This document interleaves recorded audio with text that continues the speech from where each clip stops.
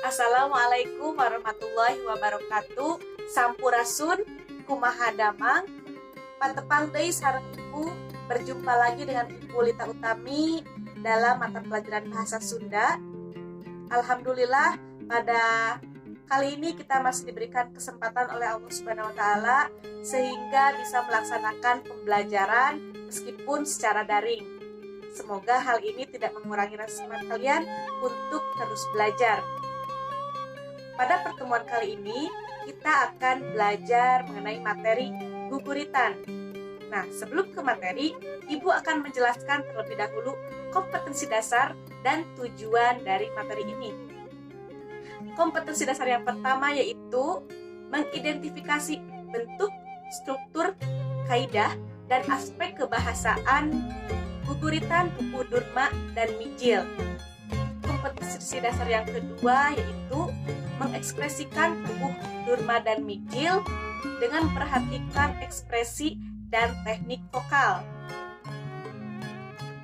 Tujuan dari pembelajaran materi ini yaitu setelah selesai pada materi bagian ini, siswa diharapkan dapat mengidentifikasi bentuk, struktur, kaidah, dan aspek kebahasaan guguritan, pupuh durma, dan mijil serta dapat mengekspresikannya.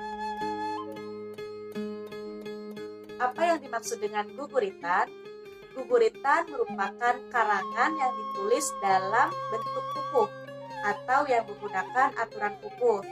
Nah, aturan pupuh di sini terdapat guru lagu, guru wilangan, jumlah pada lisan, dan watak. Nah, guru lagu ini merupakan suara vokal akhir, biasanya terdapat di akhir baris. Kemudian, guru wilangan, jumlah engang atau suku kata setiap baris. Kemudian jumlah pada lisan, jumlah baris dalam setiap bait. Dan yang terakhir watak. Nah, setiap buku ini memiliki watak atau karakteristik dari setiap buku itu sendiri. Nah, di sini Ibu berikan salah satu contoh pupuh yaitu pupuh durma. Nah, pupuh durma di sini terdiri dari 7 pada lisan atau 7 baris.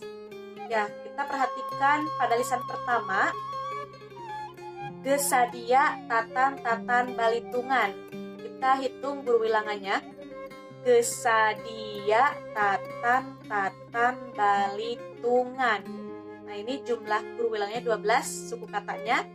Kemudian guru lagunya itu suara vokal akhir di baris tersebut. Jadi guru lagunya itu A. Jadi 12A. Kemudian pada lisan kedua,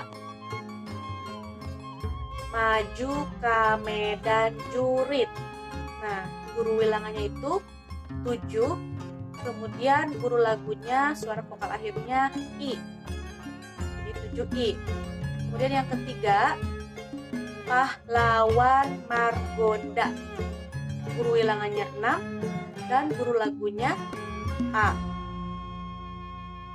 Pada lisan keempat, sejak ngusir penjajah. 7 ya, 7 suku kata dan diakhiri dengan vokal A.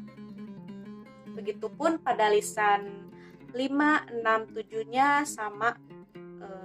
Jadi kita hitung guru wilangannya, kita hitung dengan jari ya, suku katanya itu kita hitung, dan guru lagunya kita perhatikan apa suara vokal akhirnya di baris tersebut.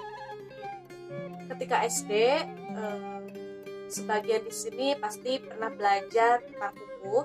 Nah, jumlah pupuh itu 17, terdiri dari sekar ageng dan sekar alit. Nah, sekar ageng ini terdiri dari pupuh kinanti, sinom, asmarandana, dan dangdang gula, disingkat sad.